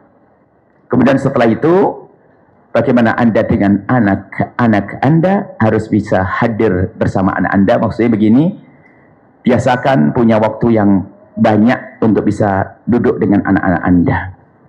Ini penting sekali. Jadi hari ini seorang ayah dan anak sekarang jauh. Ibu dan anak jauh. Biarpun kelihatannya satu rumah. Sehingga sang anak pun tidak senang, tidak mendambakan bisa duduk. Maka lebih baik sang anak masuk kamar dikunci main handphone. Karena ibunya tidak pernah membuat keindahan. Jadi biasakan ibu, mohon maaf, alangkah indahnya jika anak Anda belajar, Anda temani. Kadang-kadang kalau sudah ingat begini, saya langsung ingat ibu kami sendiri. Ibu kami waktu kami masih di SMP kan di luar, sebelum masuk pondok di SD. Kami saya ingat, kami duduk di kursi begini di meja. Di sampingnya ada kursi lebih rendah. Ibunda kami tidak pernah selama kami belajar kecuali beliau ada di samping kami. Dan dulu hanya megang tasbih, kemudian sambil membawa bakaran-bakaran. Karena kalau di kampung itu kan kayu bakar. Sisa kayu itu nanti dipasang kreweng, itu adalah seperti wajan dari tanah itu. Kemudian beton taruh di atasnya. Jadi ini hangus-hangus sendiri tapi tidak hangus. Kemudian diambil sambil dikupasi sama beliau. Itu yang kami bayangkan kalau seorang ibu hari ini bisa seperti itu. Anaknya belajar, ditemani, dimotivasi. Sambil sesaat pegang lehernya begini, pundaknya, sayang, Masya Allah, makasih, cium anaknya. Allah, belajar anaknya semangat. Semakin hari semakin dekat hatinya dengan sang ayah. Hari ini saya belajar, nak ya, pinter ya, belajar ya. Sebelah main handphone, YouTubean, belajar gitu. Ibunya tidak pernah ngasih contoh yang baik. Tidak merasa hadir dalam kehidupan anak-anaknya. Hari ini sudah mulai Anda. Kalau anak Anda ingin berbicara dengan Anda, wahai ayah, jangan ditolak. Sebagian orang tua kayak itu, kalau anaknya pengen ngomong ke saya, ayah sibuk nanti. itu menjauhkan. Sambut. Biarpun anak umur 2 tahun mau ngomong, dengar sayang, mau ngomong apa sayang? Apa? Latih. Semua dengar mereka. Biasakan akrab dengan anak-anak. Sesibuk apapun Anda tanya, biarpun Anda pulang terlambat, lalu Anda tidur, Anda perlu mencium keningnya, sambil pijit kakinya, atau Anda sentuh, perasaannya yang hidup dia. Atau tiba-tiba terkagum, dia terbangun kaget. Oh, ayahku perhatian kepadaku. Hidup hatinya. Biasakan Anda dekat dengan orang tua. Supaya apa? Setelah itu Anda mudah untuk menghantarkan mereka. Anda ingin jadi apa? Anda menginginkan kembali anak-anak jadi apa? Jadi dalam bahasa lain, hadir dalam kehidupan anak itu penting sekali. Kalau misalnya anak Anda pondok pesantren pulang, Anda kalau bercuti, bagaimana bisa menemani anak Anda? Kebersamaan dengan anak itu indah sekali. Tanyakan pohon rindang di belakang rumah Anda itu. Pernahkah dia mendengar bisikan mesra Anda ke suami Anda? Atau pernahkah Anda mendengar cengkrama Anda dengan anak-anak Anda? Tidak harus pakai hotel mewah. Ini gaya yang salah juga. Senang-senang hotel-hotel. Akhirnya nggak pergi lagi. Nggak punya duit dia. Bukan. Gelar tikar di bawah kolong langit. Terang bulan. Sampai anak pandai mencari seorang anak. Mana kapan terang bulan nih Bu ya? Kan gitu. Kapan terang bulan? Kalau terang bulan matikan semua lampu. Lihat ada. Subhanallah. Daun-daun keladi pun kilau-kilau tuh, pohon pisang bergoyang-goyang. Waduh, masya Allah indah. Kita buat suasana yang indah, nggak harus pakai mahal, wahai hamba Allah. Justru bahaya sekali kalau pengen mesra-mesra gayanya mahal-mahal, nyiksa. Nanti buat problem baru lagi. Biasakan mungkin ada yang masak, ibunya yang masak pakai kompor apa kayak gitu, sedang indah. Ayo biasakan sesuatu. Setelah itu Anda mau nyuruh apa ke anak-anak Anda.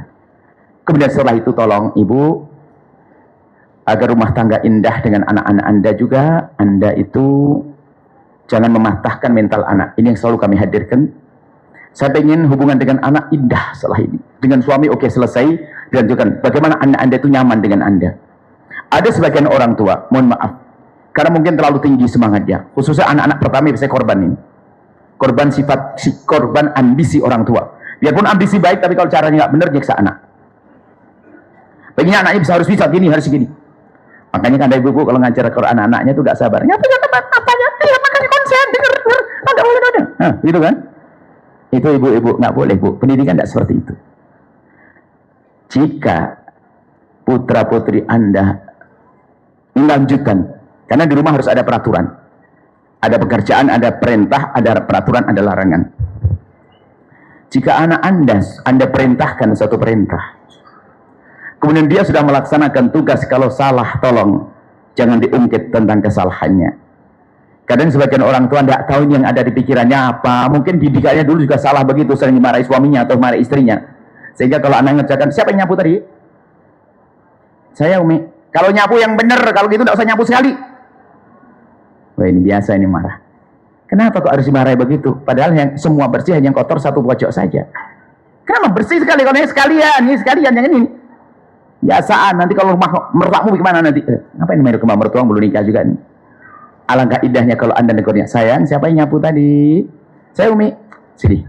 Makasih, cium kening. Makasih sayang ya, sudah bantu Umi bersihin kamar, bersihin rumah, nyuci, menyapu dan seterusnya. Makasih sayang ya. Cuma nanti kalau nyapu lagi, ini. Dicontohkan sama Uminya. Ini sampaikan, selesaikan dong sayang ya. Itu terbangun jiwanya sang anak. Bukan dimarahi. Akhirnya kalau sering dimarahi, jangan apa? Nggak ada benernya sama mama. Salah lagi. Akhirnya setiap mendapatkan tugas tidak menjalankannya. Sama seorang ayah juga begitu. Ini termasuk strategi menegur, ini ternyata mematahkan hati sang anak tanpa disadari. Dan ini banyak orang tua semacam itu. Kenapa sih kamu suruh beli sesuatu belanja, namanya belanjanya 5 atau 6, kan bisa lupa 1, 2, 3. Dasar kamu ini dari kemarin kebiasaan, nggak denger kupingnya di mana, ini ada cantelan codil itu apa pajan, kupingnya nggak pakai. Kenapa harus marah-marah? Ini kebiasaan. Ini ada sering teman. Akhirnya sang anak itu sudah mati mentalnya. Akan tapi alangkah indahnya, sayang, misalnya Anda pesen terong, tak tahu aja beli timun. Salah atau tidak? Salah. Cuman yang salah siapapun nggak ada bukti, nggak ada saksi. Kalau memang seperti tanya, sayang, Anda pesen timun, keluar terong. Sayang, makasih. Di sana makasih, masya Allah. Sayang, Umi mau tanya, tadi Umi pesen apa ya? Jangan-jangan kita yang salah kan? Enggak ada yang rekam semuanya. Mungkin saja saya salah, enggak buru membela. Saya pasti benar. Mulai kapan Anda pasti benar? Bukan Nabi kok. Bisa jadi kita ngomongnya pengennya timun, ngomong terang. Didengar anak terang, pulang terang. Nanti kita perlu saling mengingatkan, sayang. Umi tadi ngomong apa sih? Kalau anak ngomong, iya sih, berarti yang salah dia. Kalau dia yakin, terang Mi, bisa jadi saya yang salah. Cuman kadang orang tua memang hobinya marah karena sering dimarahi suaminya. Makanya, sama suaminya, mama itu ibu apa rumah tangga kayak apa, kotor ini, begitu kan. Suaminya rupanya selalu gitu, ayah ini orang tua apa, nafkah nggak cukup, mungkin suka ribut rumah tangganya, rumahnya. Maka dikiri-kiri pakai berantem, tidak, selamat tinggal percekcokan. Jadi tolong anak Anda, kalau Anda ingin menegur anak Anda, tolong yang lembut. Karena apa? Hari ini terlalu banyak tekanan. Jangan sampai tekanan itu menjadikan anak kita rusak mentalnya, rumah menjadi tidak indah gara-gara orang tuanya. Paling tidak di luar banyak bermacam-macam. Ada bully, ada ini, tapi merasa nyaman dengan ibunya. Oh, ibuku. Dikit-dikit ibuku, ayahku, ibuku, ayahku. Kemudian yang terakhir masih banyak sebetulnya, ini lanjutan. Tolong ibu jangan patahkan anak-anak Anda. Karena ini bukan Anda tuh yang melambung ke surga. Jangan patahkan anak-anak Anda dengan membanding-bandingkan dengan saudaranya. Ini sering tidak disadari, sehingga ada anak mama, sehingga menjadilah orang tua tidak adil. Ketidakadilan orang tua kepada anak ini adalah bekal rebutan waris di masa yang akan datang. Gara-gara anak mama, sampai sebuah keluarga itu seorang anak kalau ngomong ke ayahnya tuh gak berani. Sudahlah Kak, Dek, kamu aja ngomong ayah, kita mau rekreasi, mau makan bareng di sana. Adik aja ngomong. Kenapa kakak? Enggak lah, adik aja deh. Kalau adik pasti dengar sama ayah. Betul, sang adik ngomong ke ayahnya, disambut, iya nanti. Pasti itu kan. Kalau adik yang ngomong pasti. Kalau kita boro-boro. Sudah dijadikan bahan obrolan, gunjingan. Seolah-olah dia senang, tapi tidak. Dia sudah diam-diam menyimpan dendam kepada adiknya. Anda jangan seperti itu. Anda jangan rusak anak yang lainnya. Sehingga giliran kita mati, tuh ayah mati mau apa kau, ibu mati mau apa kau. Ini adalah kesalahan sebagai orang tua. Kadang-kadang mohon maaf, sebadung apapun dia, tidak boleh Anda tambah berbeda. Mungkin dia badung, bandel dan sebagainya, iya. Mungkin Anda tidak bisa memeluk di depan anak adik-adik yang lainnya, tapi tidak sendiri Anda peluk, sayang. Aku selalu sangat sayang karena kamu, sayang. Tampakkan, bahkan kalau setiap anak merasa paling Anda sayang, Anda sukses.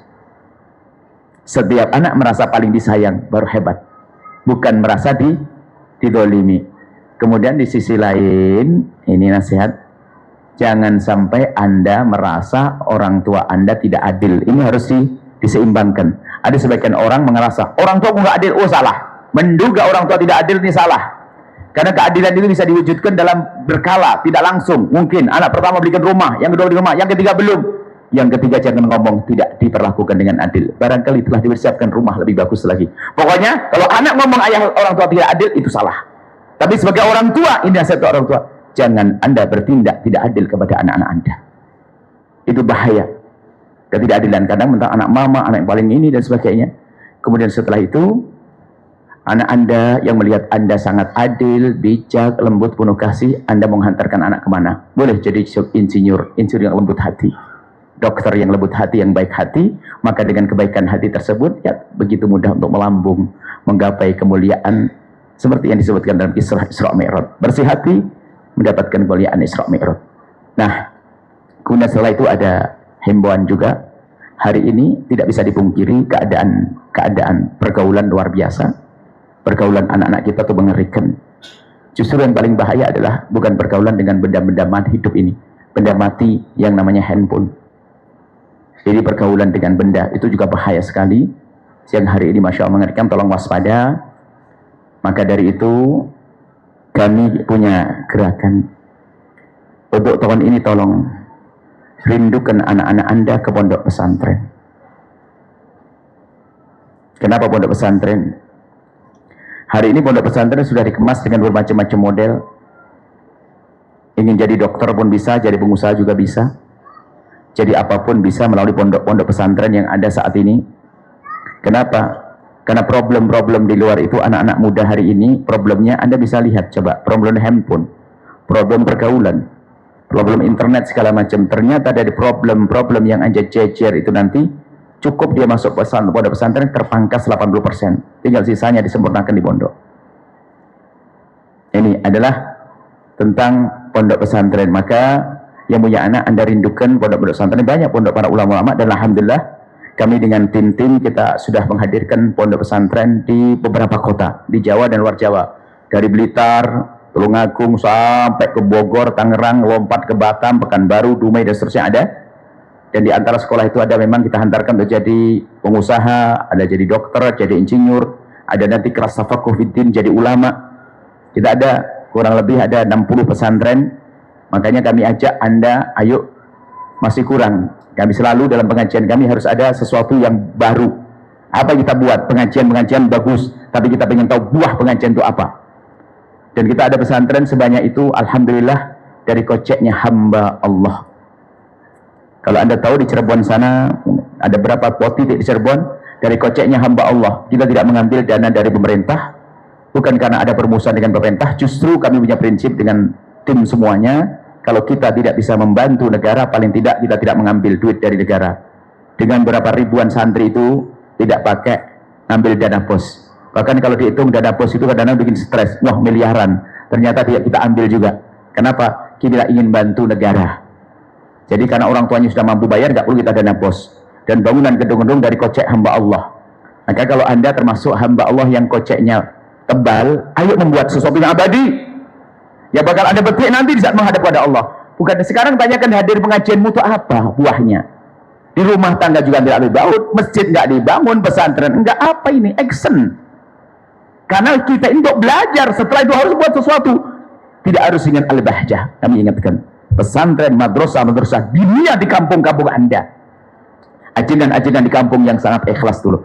Anda perhatikan, luar biasa dia, nggak digaji dia. Pagi kerja, sore ngajar. Musim hujan, lihat.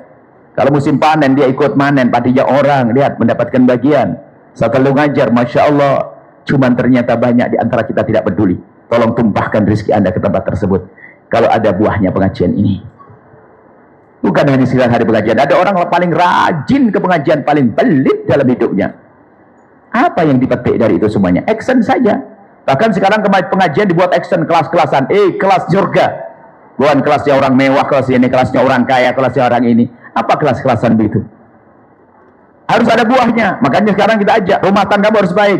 Oh, ada orang dihadir majelis senyumnya luar biasa, sampai di rumah keluar taringnya. Sama suaminya tidak bisa rambut. Nah, sama istrinya bisa rambut. Baik, ini saja insya Allah. Kemudian yang kedua, jika anak-anak Anda tidak bisa masuk pondok pesantren karena sudah terlanjur kuliah dan sebagainya, ada ini pelajaran yang kedua, ilmu baru, pondokkan hatinya wahai ibu. Bagaimana mondokkan hati? Kami selalu ajarkan berapa rupiah yang Anda kirim untuk uang sakunya di kuliah itu. Kalau Anda biasa ngirim 1 juta rupiah tambah 100.000 menjadi 1.100.000, bisa lebih dari itu. Yang penting asalkan Anda kasih lebihan, dan lebihannya Anda kasih nomor rekening pondok pesantren. Lalu dia akan transfer sebulan, 2 bulan terus sampai dia selesai kuliah, sampai kerja. Maka yang tertanam di hatinya adalah cinta pondok pesantren, hatinya di pondok pesantren, biarpun dia jasadnya tidak pernah masuk pondok pesantren. Kalau dia ternyata menjadi orang kaya raya, lihat dia akan berjuang untuk membangun pondok pesantren dan mendidik umat Nabi Muhammad SAW. Kemudian yang ketiga, mungkin ada orang yang mohon maaf, mungkin anaknya badung, bandel, susah dan sebagainya. Ini juga Anda tidak boleh jauh dari pondok pesantren, dari tempat-tempat madrasah diniyah. Maka urusi anaknya orang, maka Allah akan mengurusi anak Anda. Kalau Anda tulus bergabung dalam program-program kemuliaan di pesantren-pesantren madrasah diniyah, maka ingat, asalkan Anda ikhlas, bukan Anda hanya ingin menyelamatkan anak saja, ikhlas menyelamatkan anaknya hamba Allah, maka Allah akan tolong anak-anak Anda. Dan yang ketiga, yang keempat adalah mungkin ada orang yang nggak punya anak, yang tidak punya anak. Jangan sedih di sini kalau nggak punya anak. Banyak contohnya. Siti Aisyah nggak punya anak. Ini soundnya berubah lagi kayaknya, tidak seperti tadi. Mic-nya berubah lagi. Jadi Siti Aisyah juga tidak punya anak. Siti Aisyah nggak punya anak. Imam Nawawi juga tidak punya anak. Siti Aisyah tidak punya anak. Imam Nawawi tidak punya anak. Tapi mereka tidak punya anak di dunia saja, tapi di akhirat mereka punya anak banyak. Maka yang tidak punya anak hari ini, jangan sampai Anda kerja keras cari uang, tak tahunya setelah meninggal dunia Anda bingung, tidak bisa Anda temui di alam barzah. Maka tumpahkan rezeki Anda ke tempat mulia untuk berjuang. Maka disitulah nanti Anda meninggal dunia, Anda akan menemukan ternyata yang belajar di tempat tersebut akan menjadi anak-anak akhirat. Ini saja. Ada tanya jawab ya? Enggak? Baik, Masya Allah. Alhamdulillah, Allahumma salli ala habibina Sayyidina Muhammad wa Sayyidina Muhammad. Allahumma ya Allah ya Rahman ya Rahim, pandang kami dengan kasih sayang dan cinta darimu ya Allah. Ya Allah ya Rahman ya Rahim, berikan kepada kami segala kebaikan di dunia dan di akhirat ya Allah. Engkau yang menguasai jasad kami, Engkau yang menguasai hati kami, mental kami, pikiran kami. Lembutkan hati kami, lembutkan perilaku kami di rumah tangga kami ya Allah. Kami ingin rumah tangga kami indah, darimulah keindahan. Kami ingin di rumah tangga kami menjadi orang lembut, darimulah kelembutan ya Allah. Maka kami mohon jika ada suami-suami yang sering kasar kepada istrinya, kasar kepada pasangannya, lembutkan hatinya ya Allah. Jangan biarkan terus dengan kekasarannya yang akan merusak anak keturunannya. Lembutkan hatinya, lembutkan mentalnya, lembutkan pikirannya, lembutkan perilakunya ya Allah, agar berlemah lembut dengan pasangannya. Jika ada di antara yang hadir ada istri-istri yang keras kepada suaminya, dia perusak rumah tangga, maka kami memohon lembutkan hati mereka, berikan kesadaran ya Allah, jauhkan dari kesombongan, berikan keinsyafan, kesadaran, sehingga setelah ini dia akan lemah lembut dengan suaminya, sehingga akan jadi contoh yang indah untuk anak-anaknya, dan kelak anak-anaknya menjadi anak yang lembut, anak yang baik hati, anak yang penuh kasih. Dan kami mohon ya Allah, wujudkan keindahan dalam rumah tangga kami, suami istri yang saling mencintai karenamu, dengan anak yang soleh solehah yang dibanggakan oleh kekasihmu Nabi Muhammad. Dan kami mohon ya Allah, Wahid yang Maha Kasih, kami mohon ya Allah ya Rahman ya Rahim, jaga kami semua. Yang sempit rezeki lapangkan dengan rezeki yang halal penuh berkah, yang sakit sembuhkan, yang punya hutang mudahkan kami dalam bayar hutang-hutang kami. Dan kami mohon ya Allah, jauhkan kami dari hal-hal yang menjadikan sebab rumah tangga kami tidak indah, jauhkan kami dari hal-hal yang menjadikan sebab anak kami tidak baik ya Allah. Kami mohon ya Allah, ya Allah, ya Allah, di zaman yang mengerikan ini, zaman rusak ini, kami mohon jaga kami dan anak-anak kami. Dan kami mohon ya Allah, pilih kami untuk menjadi pejuang kekasihmu Nabi Muhammad ya Allah, pejuang kekasihmu Nabi Muhammad ya Allah. Dan kami mohon bersihkan hati kami, agar kami bisa melihat tanda-tanda kebesaranmu ya Allah, sehingga di saat kau beri kepada kami ujian kekayaan, kami tidak terlena dengan kekayaan itu. Di saat kau uji kami dengan jabatan, kami tidak akan rusak karena jabatan itu, karena hati kami bersih ya Allah. Bersihkan hati kami ya Allah, jauhkan dari benci, dari dengki, dari kesombongan ya Allah, kesombongan yang menjerumuskan iblis, kesombongan yang menyesatkan Abu Jahal ya Allah.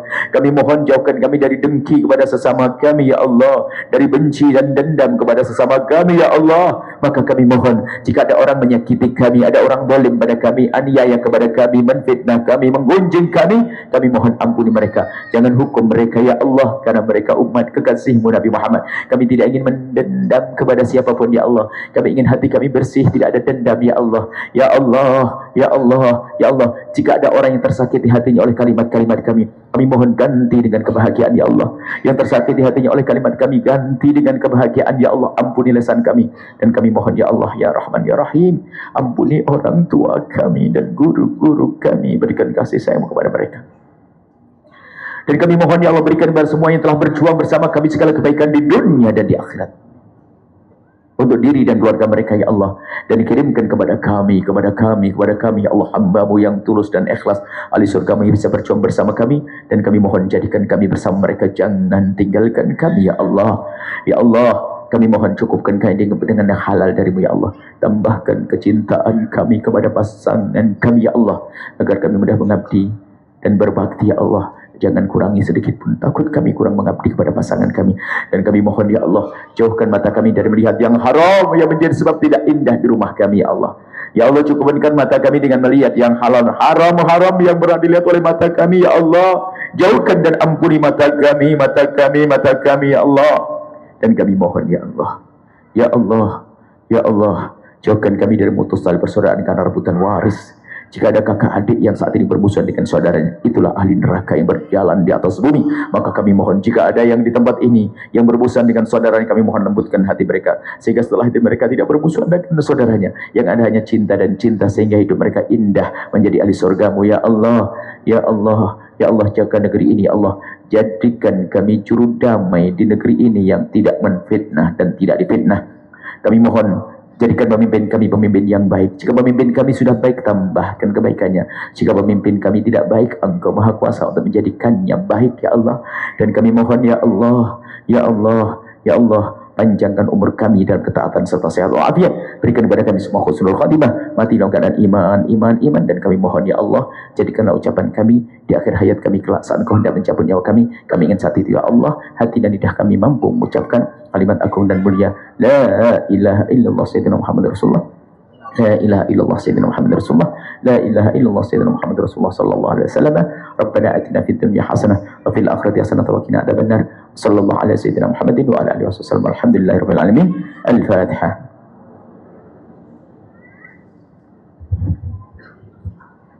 Mohon doa dan mohon doa selalu. Assalamualaikum warahmatullahi wabarakatuh. Inilah yang dapat kami sampaikan.